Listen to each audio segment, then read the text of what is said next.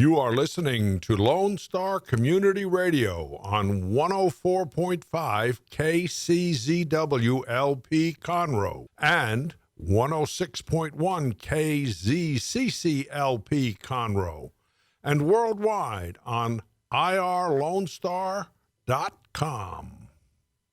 Good morning, ladies and gentlemen, and welcome to the Weekly Business Hour. I'm Rick Schisler. I'm your host. I'm also a Silver Fox advisor and the founder of OneBestConsult.com. We're broadcasting from the studios of Lone Star Community Radio, located in Conroe, Texas, the fastest growing city in the country, according to the United States Census Bureau, for cities under 100,000. So as you can imagine, lots of business going on here in Conroe, Montgomery County, Texas. First question of the day for you. I always like to lead off with a quick question, maybe stimulate a little thinking. My question today is, have you seen the change yet? Lots of change going on around us with the lifting of the pandemic restrictions. Businesses are reopening, businesses are expanding, more folks can go to a restaurant, all kinds of things are happening. And my question still stands, have you seen the change yet in your business, your industry, your market? It's important to take a little bit of time to identify what is happening in your business, not just within your doors, but in your neighborhood, your community, the area that you serve. Very important to keep your eyes and ears open because the economists have forecasted tremendous growth.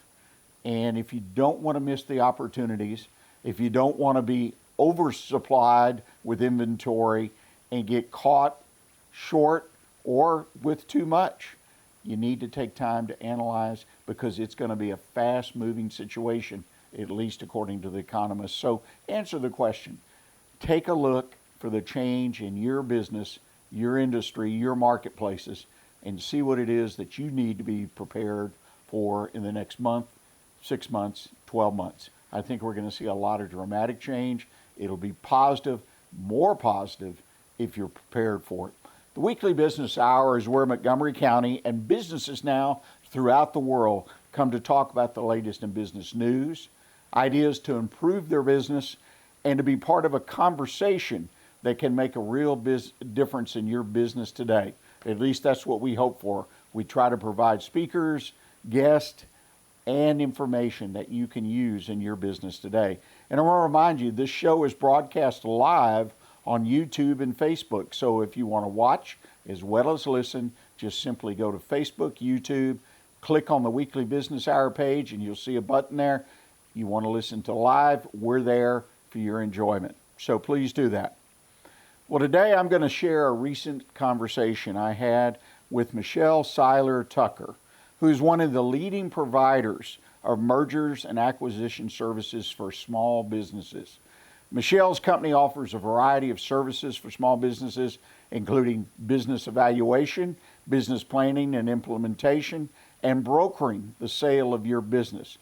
It seems to me their goal is to help you maximize the return to you and your business when it comes time to exit your business. You can find out more information about Michelle and her firm at www.Seiler, S-E-I-L-E-R, Tucker, Tucker.com. That's SeilerTucker.com. And I encourage you to take a look at it. It's got some interesting information that I guarantee I hadn't even thought about when it comes to the sale of a business in the United States today. So check it out.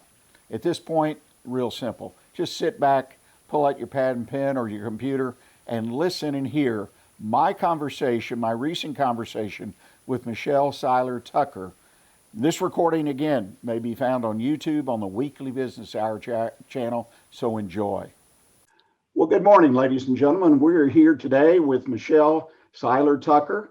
She's the founder and CEO of Seiler Tucker Incorporated. And as I did my introduction earlier, she has done it all, in my opinion, in business, written a couple great books that capture, I think, some of the essence, important issues in business today. Michelle, welcome to the show. Thank you, Rick. Thank you for having me on.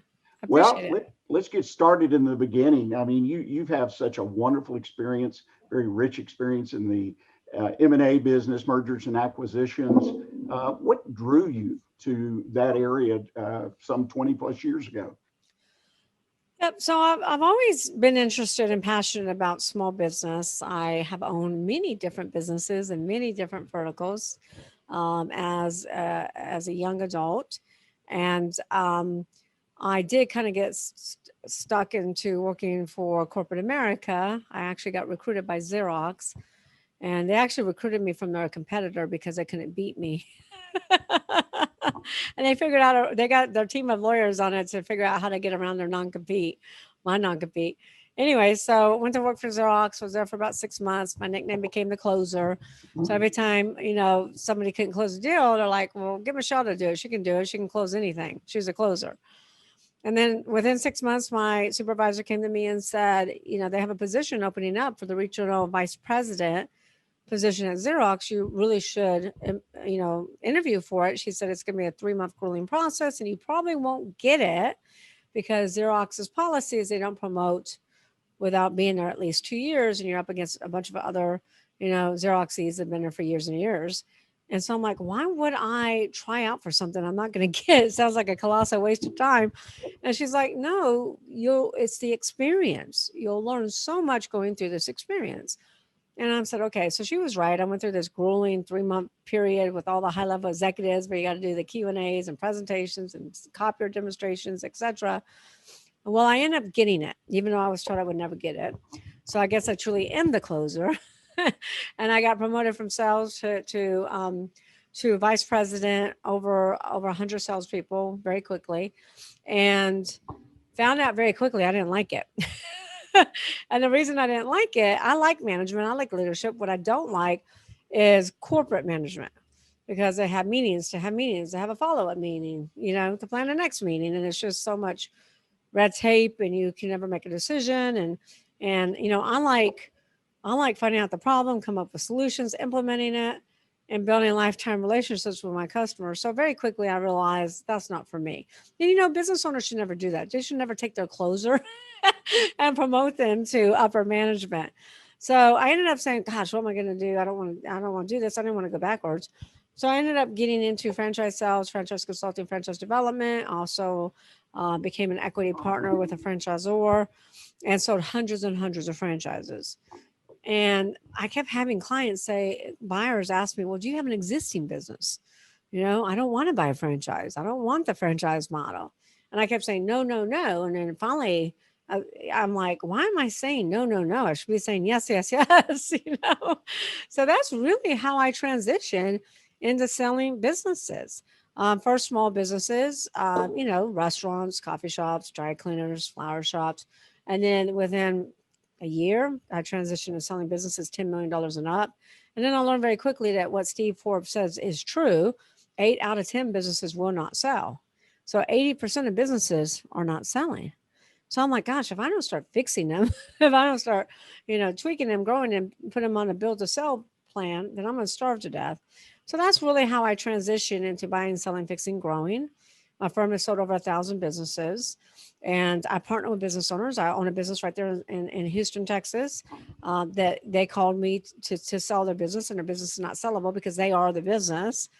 And so I partnered with them, investing my time, energy, expertise, and money, of course. I also buy businesses and flip them. We merge businesses, we sell businesses. And, I've been doing that for a little over 20 years, over 1,000 transactions. Well, and obviously that gives you a wonderful background. And you have a book that came out not too long ago called Exit Rich. Talk to us a little bit about that book. Sure. I decided to write Exit Rich because I wrote my first book in 2013 called Sell Your Business for More Than It's Worth. And Sell Your Business for More Than It's Worth was really more of a blueprint about how to sell your business. Some of the research I did back then was businesses that open and close. So back then, it was 95% of all startups will go out of business. So those 1 to 5 years are the most risky. You know that, right? We all know that. That's common knowledge. However, when I wrote Exit Rich, and the reason I wrote Exit Rich is because I noticed that, gosh, I'd be in Houston, I drive past a strip center, and then I drive by a month later, they're out of business. So I started doing research for Exit Rich and learned that the business landscape has actually flip-flopped. So now it's only 30% of startups will go out of business. But out of 27.6 million companies, those businesses have been in business 10 years or longer. 70% of those businesses will go out of business. 70. So you can see the business landscape has flip-flopped. And you hear about the big public companies like Toys R Us in business 75 years, goes out of business. Kmart, JCPenney's, Montgomery Ward. Godiva's closing down 1,500 locations. GNC is closing down 900 locations.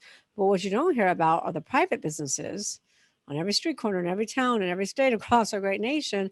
Unfortunately, these business owners are exiting poor. They're selling for pennies on the dollar. They're closing their businesses. They're filing bankruptcy. And that's very sad to me because, business owners, we make huge sacrifices. We pour our heart, our energy, our soul, our money. I've talked to business owners that haven't taken a vacation in 9 years.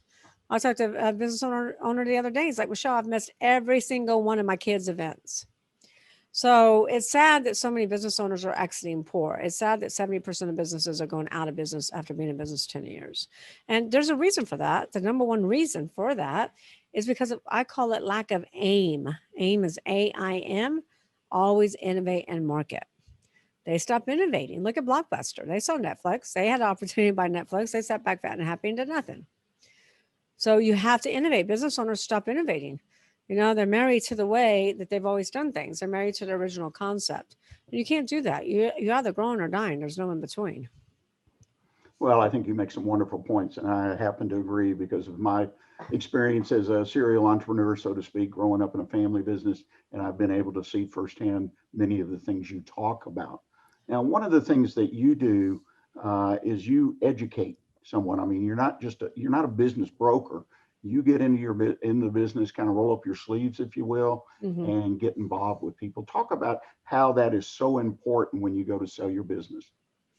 Yeah, the reason that's you got to think about why are 80% of businesses not selling? Well, because they're not sellable. And the reason they're not sellable is because most business owners never think about selling their business until a catastrophic event occurs, internal or external. Internal, health issues, partner disputes, divorce, death. External, this pandemic. And that's the worst time to sell your business because your business is typically trending downward. The best time to sell your business is when it's booming. And so because business owners don't think about selling their business, they really haven't built a business that somebody actually wants to buy. So we really roll up our sleeves and take business owners through a process. And that first process is what I call the ST GPS exit model, where I tell business owners, look, you entrepreneurs, you got to plan your exit from day one of starting or buying a business. Well, because a lot of business owners never think about it. Like they're so busy in the day-to-day, they're so busy in the transactional that they never think about the end game. So do you want me to go into the GPS exit model? Well, why don't we do this? Why don't we take a quick break? Sure. And when we come back, let's start off with that because I think that's a wonderful tool, wonderful guide for someone. What can the Better Living for Texans program do for you? You can learn how to increase your consumption of fruits and vegetables, choose foods that are relatively inexpensive and good to eat, make your food dollars last longer, prepare quick, nutritious meals, help your children learn how to eat healthier snacks, and much more. Our program is committed to helping people like you improve your health through providing research-based nutrition education in a friendly, cost-free, and relaxed environment. We are Texas A&M AgriLife Extension, helping Texans make their lives better. Hey y'all, it's DJ Mike from Dance Time in Texas. Join me Monday through Friday at 8 a.m. as I count down the top 10 Texas Red Dirt songs that are packing the dance floor. I'll be featuring local artists and the story behind the hits, shows in the area, as well as new songs that make you want to dance. It's Dance Time in Texas with DJ Mike on Lone Star Community Radio, 104.5 KCZW and 106.1 KZCC, Conroe, Texas, or online, irlonestar.com. Don't forget to download the Lone Star Community Radio app from your Google Play or Apple Store. Bring Montgomery County's community radio with you anywhere with your smartphone or tablet. If you are in the Conroe area, tune in on FM. That's Conroe's FM 104.5, 106.1. If you are on the computer, bookmark irlonestar.com as your internet radio station. A Lone Star Community Radio. Broadcasting 24/7 from the heart of downtown Conroe, Texas. Well, I hope you're enjoying the conversation we're having with Michelle today. I think it's interesting and very informative, and a conversation that I really, really enjoyed personally because it was full of information that I think could benefit anyone that owns a business today. But aside from that, let me mention to you, I try to remind people constantly when I can, if you have a question that comes up in the conversation today with Michelle, or a question about the show, or a comment, please send those to me. It's real easy. Just send me an email at that's the number one, bestconsult@gmail.com. That's bestconsult@gmail.com. We're having a conversation, as I mentioned, with an expert today, Michelle Seiler Tucker, who is one of the leading providers of mergers and acquisition services for small businesses. Michelle's company offers a variety of services, including business evaluation, business planning, and implementation, as well as brokering the sale of your business. And so at this point, again, kick back, pull out your pad and pen to take some notes or use your computer, and you'll hear a continuation of our conversation with an expert, Michelle Seiler Tucker. Well, Michelle, welcome back. We are geared up for the second part of our discussion today, and we'll talk about that model that you've developed. Lead us through that, would you? Absolutely. So I call this the ST Seiler Tucker, ST GPS exit model. And like I said, most business owners don't plan the end game. You know, they don't think about the end game. So when you want to drive somewhere, what's the first thing you do? You pull out your phone, you go to Google Maps, right? And you plug in your destination. If you don't plug in a destination, you're going to be driving around in circles. And that's what happens to business owners. They don't plan to fail. They fail to plan. So because they don't have a destination, they don't have an end game, they just drive around in circles. They drive up and down those financial hills to unfortunately end up exiting poor. So the first thing they have to figure out is, what's my destination? What's my end game? What's my desired sales price? What do I want to sell my company for? And you should do this day one. And everybody gets hung up on a number. It's just a number, pick a number, you know, you might hit it, you might not, you know, you might surpass it. So pick a number. Let's say you want to sell for $20 million. There's a number, right? Now, what does a GPS need to know? It needs to know where you're starting from. What's your current location? In other words, what's your current evaluation? And so many business owners have no idea what their business is worth. Many business owners have never had a business evaluation. And that's quite shocking to me, because as humans, we go get an annual physical checkup once a year to make sure our heart's still ticking and we're still kicking. Or drive our car to the shop to make sure we get an annual tune-up on our car. But we don't take our most valuable asset and get an annual evaluation checkup. That's financial suicide. You should know what your business is worth every year, because there are events that can increase your valuation and events that can decrease your evaluation. You know, that makes a lot of sense. And I just wanted to stop you for a second, because I want folks to understand that checking in on your business, as I call it, is a must do. Even if you're not worried about the exit, which I happen to agree with you, you need to be focused on the exit along with so many other things. But the idea of the sustainability of your business, just like you mentioned, the automobile, your own personal health, it's a great point. Thanks. And they need that evaluation checkup. So you need an annual evaluation checkup. We do this with our clients. They come in for the initial evaluation, and then once a year, we have the evaluation checkup. So we run through it real quick. We run through the evaluation, see if it increased. We run through the projections. We get a lender pre-qualified. We do all that stuff just to make sure that they're on target for their end game. And here's the bottom line. If you never sell your business, that it doesn't really matter. What matters is you actually have a valuable asset to sell if you need to sell one day. I had a sweet little old lady call me from Dallas, and she was in her, 70s. And she said, my husband dropped dead of a heart attack, left me with a mountain of debt. And I really need you to help me sell this business. So I started asking her questions. He owns a construction company. He had no employees, no people, just subcontractors, no processes. When he died, the business died. There was nothing to sell. So you always want to make sure you have an asset to sell, because nothing lasts forever, right? Nothing lasts forever. So back to the valuation. So let's say you're worth $5 million. You want to sell for $20 million, you're worth $5 million. Great. Now we have a start of a plan. We need to reverse engineer it. Then you need to determine time frame. What time frame you want to do this? Let's say you want to do it in 10 years. Then it's very important for you to determine who your buyers are going to be. Not buyer, buyers.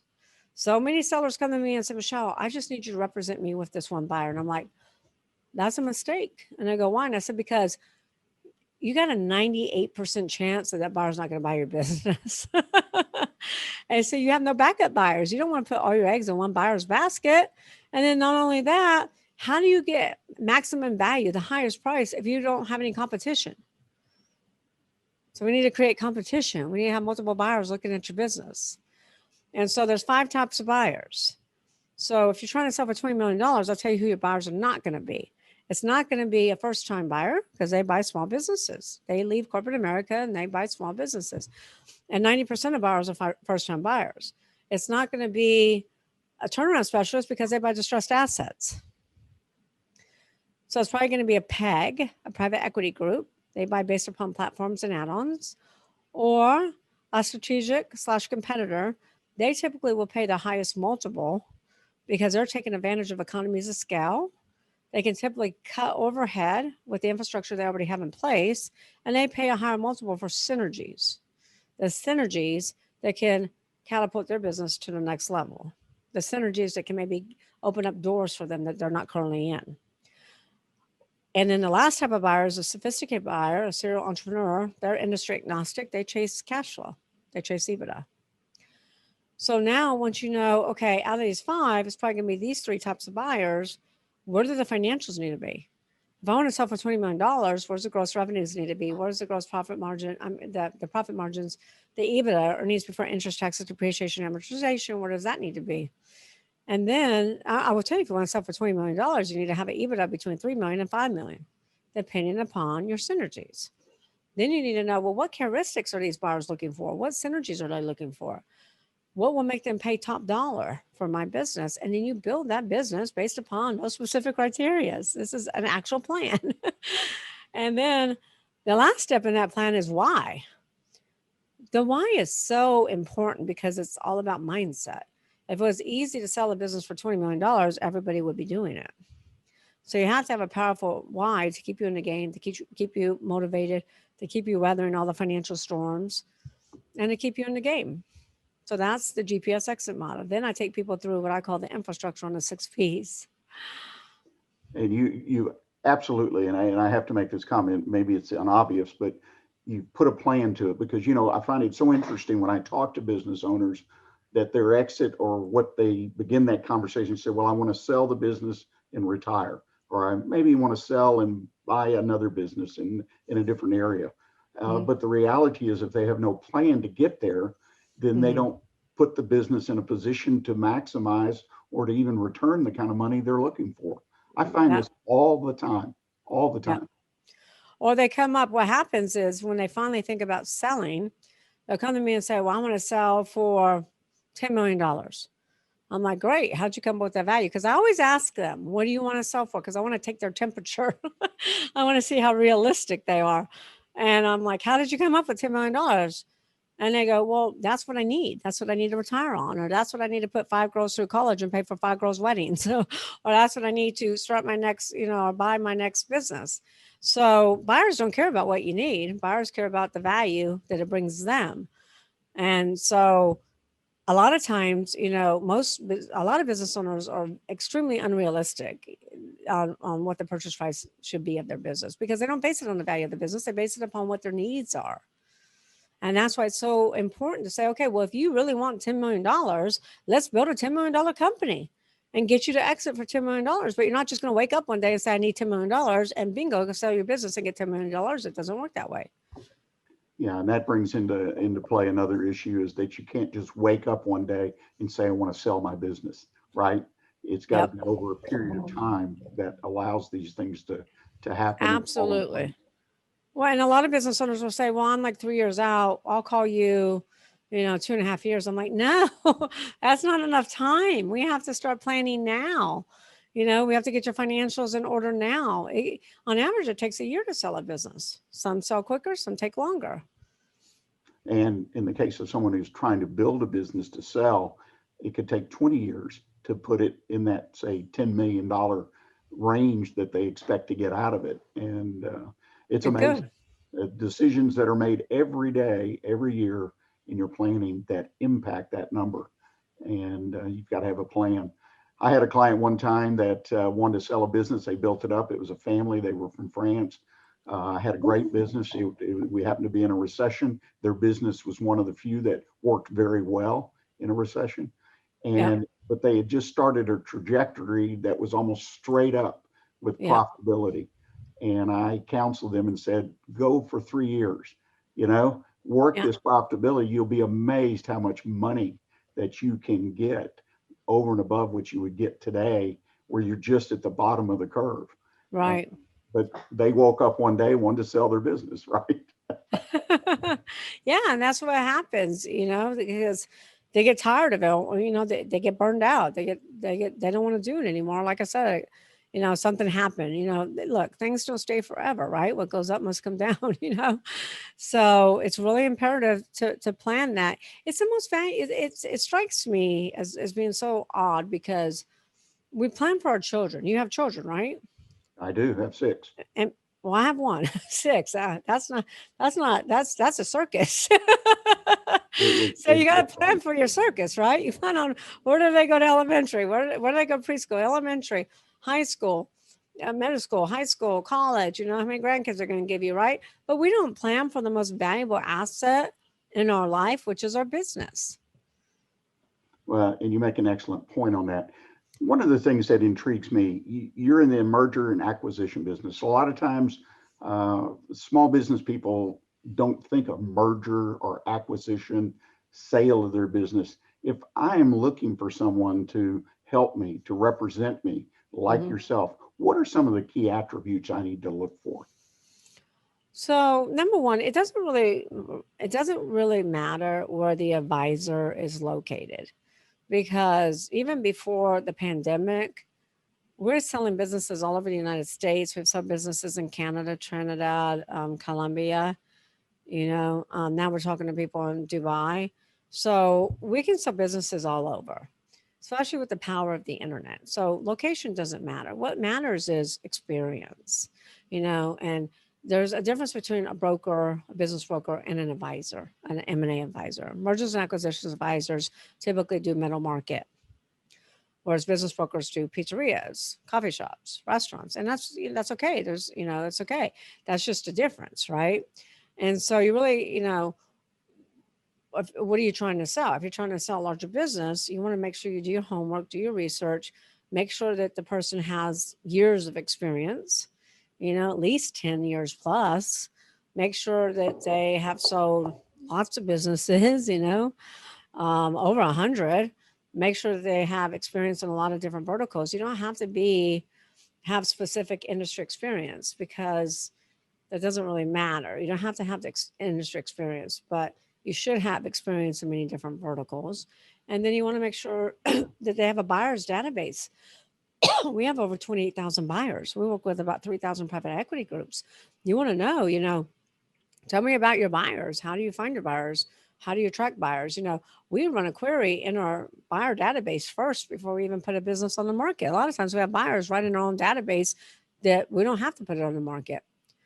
And then you want to know, do you have any business experience? Because I think if an advisor has actually owned businesses before, it gives them that competitive edge, because they've sat on the other side of the desk. They've made the tough decisions. I've sold many of my own businesses, so it gives them that real competitive edge to be able to see things more clearly and be empathetic and, be able to see both sides, buyer and seller. So I think that's important. And then also, how do you evaluate a business? I mean, a lot of brokers, advisors just say, oh, you want $10 million? No problem. Write it up and they stick it on the market. I have a girlfriend of mine in Houston that, as a broker, and I went with her on a couple of deals, and I was appalled by the way she does her business, by the way she runs her company. And, we went out to a couple of different engagement meetings. And I remember one deal, he said, well, I want 15 million. She goes, okay. She writes it up for 15 million. She doesn't even do an evaluation. She did none of that. And I go, you're being an order taker. You're not being an advisor. It's your job to educate. It's your job to run a thorough evaluation. And then she says, well, I let my buyers do the education, because when my buyers come in and keep telling them, well, it's not worth this, it's not worth this, and they'll be more realistic. I'm like, that's a lot of legwork and a total colossal waste of time. And you're not really, you don't have your client's best interest in mind. So anyway, you really got to make sure, like I said, they have that experience. They've sold lots of businesses. Who owns the firm too? Because you want to know who determines the budget, who determines how much money gets spent on what business. And if you have an advisor that only has a couple of years of experience, but then the owner has 10, 15, 20 years of experience, and you might be okay working with that advisor, right? So there's a lot of different things, but you really want to know about valuations. How do they evaluate a business? How do they arrive at the numbers? Have they ever conducted an auction before? Have they done a structured auction? Have they created bidding wars? Those are the questions you want to ask. Well, and again, it all makes a lot of sense, and it sounds very thorough. If we could just we'll take a short break here, ladies and gentlemen, and we'll be back with you, because I really want to get into, if you don't mind, the evaluation of a business, because I think that helps a business owner understand what really is taking place here. Sure. Vell Institute, a 501c3 nonprofit, began in 2014 with a mission to strengthen the future of veterans through leadership and entrepreneurship training. We've invested over 1,400 hours of training in our veterans while connecting them with community entrepreneurs and leaders. Our mission is to continue investing in our veterans who have given so much for our country. Please join us in our mission by visiting vellinstitute.org. That's VELinstitute.org. Second Saturday Divorce Workshop provides unbiased information to help you understand your options and move forward with your life. This divorce workshop is for you if you are contemplating divorce, in the process of divorce, already filed for divorce, or post-divorce. You will explore the emotional, legal, and financial aspects of divorce from professionals who have guided others through divorce. For more information on this divorce workshop, contact SecondSaturdayWoodlands.com or call 832-375-0900. Do you want to know what's going on in Conroe? Tune in to Keeping Up with Conroe. Keeping Up with Conroe will highlight upcoming events and local businesses in the area. Keeping Up with Conroe will air the second Tuesday of every month at 11 a.m. and will be hosted by the Conroe CVB staff. Keeping Up with Conroe will highlight Conroe's amazing attractions for residents and visitors. So tune in to Keeping Up with Conroe and join the staff of the Conroe CVB every month on Lone Star Community Radio. For more information about Keeping Up with Conroe and the Conroe CVB, go to visitconroe.com. Well, I hope you're enjoying the conversation, Michelle. We're coming up shortly. It'll be our third part of the conversation, and we'll wrap it up shortly. But before we do, I want to remind you, if you have a business here in the Montgomery County area, the Conroe area, think about offering a sponsorship to the Weekly Business Hour. We are looking for sponsors for our program. Lone Star Community Radio is a nonprofit, so as a sponsor, you're contributing to the ability to produce and distribute shows such as the Weekly Business Hour. So I would appreciate it if you would like to do that, particularly for the Weekly Business Hour. Just drop me an email here at the station, rick@irlonestar.com. That's rick@irlonestar.com, and we'd love to count you as one of the sponsors of the Weekly Business Hour. So as I mentioned earlier, let's go back and listen with me, the final part of our conversation with Michelle Seiler Tucker on exiting rich from your business. Well, Michelle, thank you again for taking time to visit with us. And there's one thing that I really would like you to address, because you've done it in your book and other places and so well, and that's the evaluation. And you use a method called the 6 Ps. Talk to us a little bit about that method and why it's so important that the business owner go through this process. Sure, absolutely. So the 6 Ps are really the 6 cylinders. The car has to run on 6 cylinders. If not, you're going to have a slow engine, right? Same thing with your business. You got to build the infrastructure. And so when we look at evaluations, there's 6 different things we look at. We look at the asset approach. We look at discounted cash flow, markets, SODs, industry standards, future cash, and what I call the 6 Ps. So the 6 P's are these synergies that buyers will pay more money for. And if you don't have them, a lot of buyers won't even buy your business. If you have them and you operate on all 6 P's, it will get you a much higher multiple. So the first P is what I call people. You don't build a business, you build people, and people build the business. One of the number one reasons that businesses don't sell is because the owner is the business. I pull the owner out, there is no company. We have a dentist that came to us, been in business 45 years, 3 dental hygienists, and he's like, Michelle, I want to sell. And I'm like, great, I can sell you, but you're gonna have to stay for a little while. You're gonna have to stay for like 2 years. And he goes, I'm not staying. I go, well, then your business is not sellable because you are the business. You leave, the patients leave. So people is huge. You got to have the right people in the right seats. You got to focus on your strengths, hire your weaknesses, and ask the who question, Rick. Who opens the door? Who handles customer service? Who handles marketing, legal, accounting, logistics, manufacturing, environmental? The clue here, Rick, is you should never be next to the who. Because you really want to build that business to run without you. And if you're trying to sell a $10 million, $20 million company, you need to have a layer of management. All right. And so then the second P is product. You have to look at your product, your industry, your service, and say, okay, is my product industry on the way up or on the way out? Is it thriving, dying? Do I have an Amazon or a Blockbuster? And unfortunately, because of the pandemic, a lot of industries that were thriving are now dying. So if you're in a dying industry, that doesn't mean that you go home and quit. That means that you really have to, here, I'll give you another P, pivot. You really have to pivot. And I always tell my clients, ask these 3 transformational questions. Amazon did this back in the 90s. Ask yourself, what business are you in? Amazon said, I'm in the book selling business. We sell books. What do we do really, really well, better than anybody? We do fulfillment better than anybody. And then the third question, most important question is, what business should we be in? And they said, we should be in a fulfillment business. So, fulfilling everybody's products. So those 3 transformational questions took Amazon from a small bookseller to a multi-billion-dollar worldwide conglomerate that they are today. So product is huge. 70% of these businesses are going out of business because they stopped innovating. So you always got to innovate. You always got to diversify. You're either growing or dying. The third P is processes. Processes are big because you'll never build a sustainable business that's scalable if you don't have processes. But processes are kind of like exit strategy. Nobody thinks about it until something bad happens.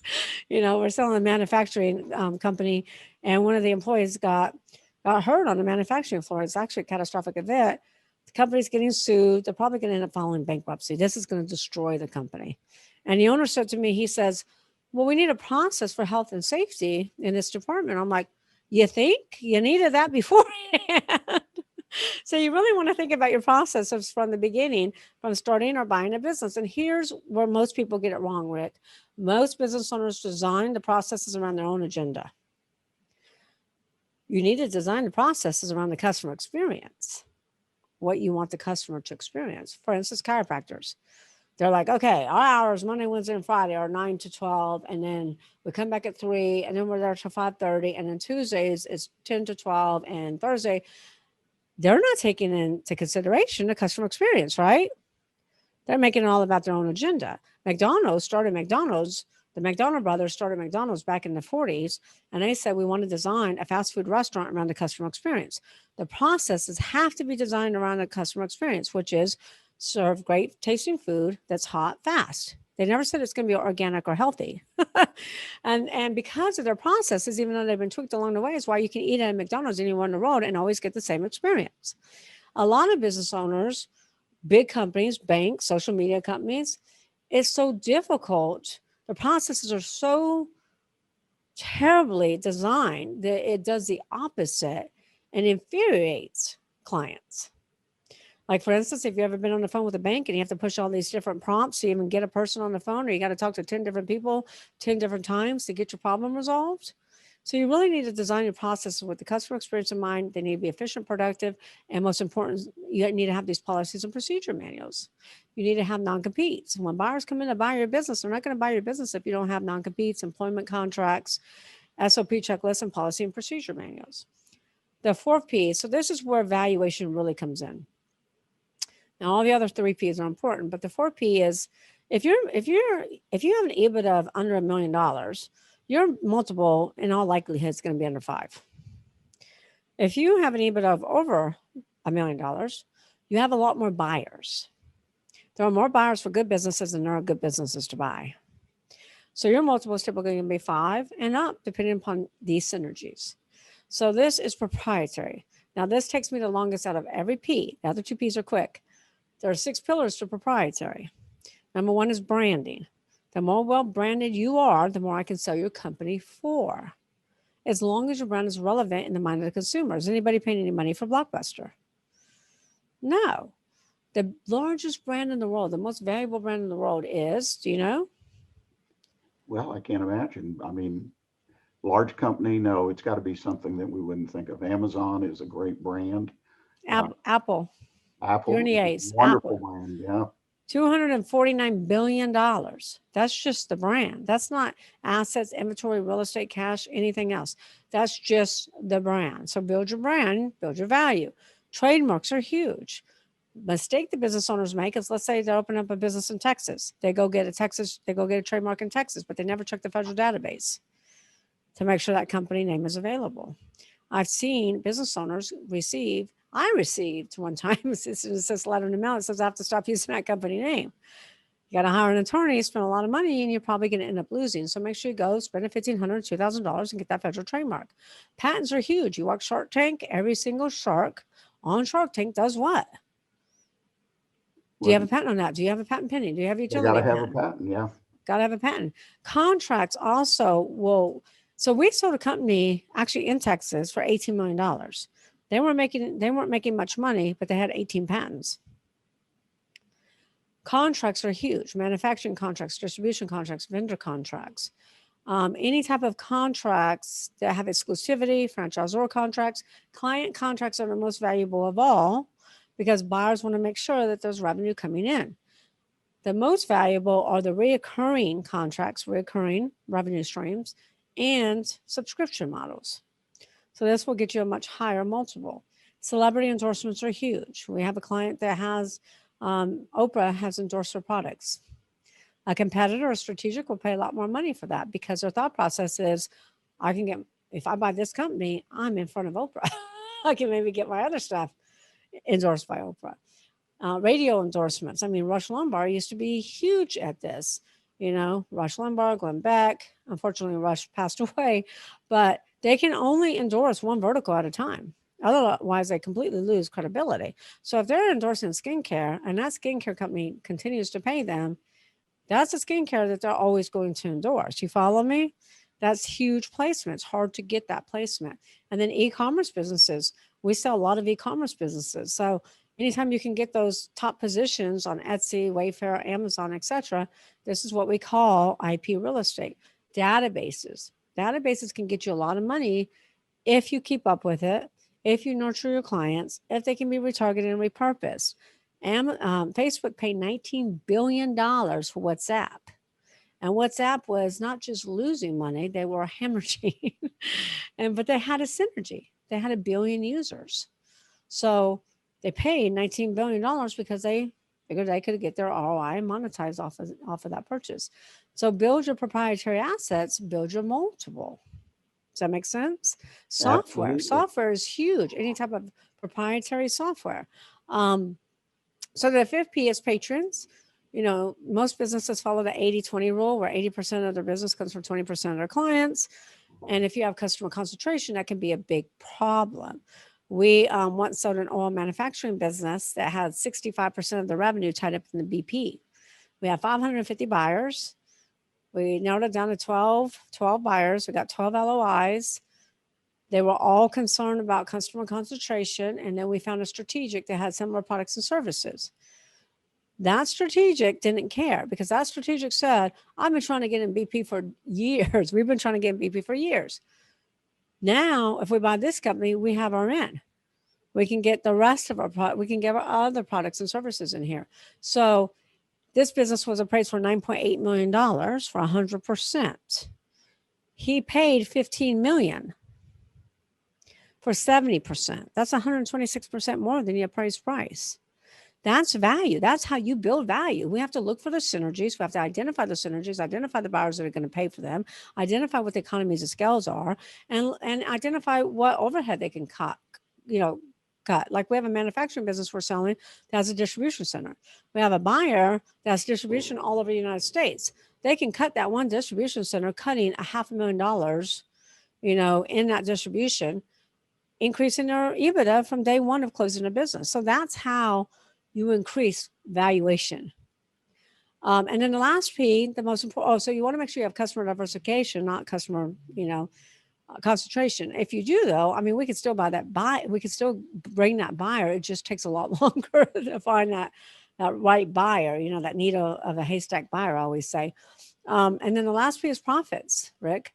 We're all in business to make money, but if you're not profitable, profits are always a problem, never the symptom. It's always it's not the problem, it's a symptom of not operating on one of the other 5 Ps. I have clients that come to me and say, well, should I have a profit problem? I'm like, no, you have a people problem. No, you have a process issue. So lack of profits are never the problem. It's a symptom. That's the 6 Ps, and that's how we increase valuation. Which is very, very thorough. I mean, unbelievably thorough in a business. And I would suggest that anyone listening to this thinks it's simple, is not really given the reality of trying to maximize the return they're going to get for their business. You've got to put some work in. You got to hire somebody like Michelle, and you allow their company to go through and evaluate, and it makes a huge difference. I can't thank you enough for joining us today. I mean, just so much information, and your 2 books are full of information as well. And I encourage people to reach out and obtain those books if they're entertaining the idea of selling their business, or if they're even starting a business. Be aware of the exit. If people want to get in touch with you, Michelle, your organization, what's the best way for them to do it? So 2 things. I like to tell all your listeners how they can get Exit Rich right now and get all the goodies, because we're in pre-sale. So if you buy in pre-sale, you have a lot of added value. Can I tell them that real quick? Absolutely. So everybody can go to exitrichbook.com for $24.79. You don't have to wait till the book launches. The book is going to launch in June. So Exit Rich will launch in June. So at exitrichbook.com, $24.79, we'll email you the digital download immediately. Plus, we'll send a hardcover to your doorstep for no additional shipping costs for anyone that lives in the U.S. Plus, we will give you a lifetime membership in the Exit Rich Book Club. So if you like what you're hearing here, there's more video content, plus documents to run your business, documents to sell your business. We have samples of samples of operating manuals, employee handbooks, non-competes, sample due diligence checklist, sample LOI, sample purchase agreement, sample closing docs. Rick, this is all worth over $30,000 if you went to an attorney to have them recreate it. And it's not just there for your review, it's there for your document download as well. In addition, we're also giving away 30 days free membership into Club CEOs, which is an entrepreneur mastermind where we do hot seats, Q&As, and really help business owners pivot and really help business owners, build that sustainable, scalable business. Also, I wanted to say Exit Rich is endorsed by Steve Forbes. He said, Exit Rich is a gold mine for entrepreneurs because entrepreneurs leave too much money on the table. It's also, forward is written by Kevin Harrington, original Shark from Shark Tank. And Sharon Lechter is my co-author. Sharon Lechter wrote Rich Dad, Poor Dad with Robert Kiyosaki, which you probably have heard of. New York Times bestselling author 5 times. And she is a CPA, financial literacy expert, and an advisor to many different presidents. She has written the Mentors Corner after each chapter. So Brian Tracy, Tom Hopkins, Jack Canfield, Les Brown, they have all endorsed Exit Rich. And well, then I appreciate that.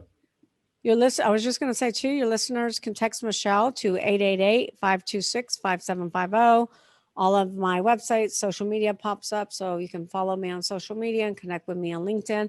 And our main website is seilertucker.com.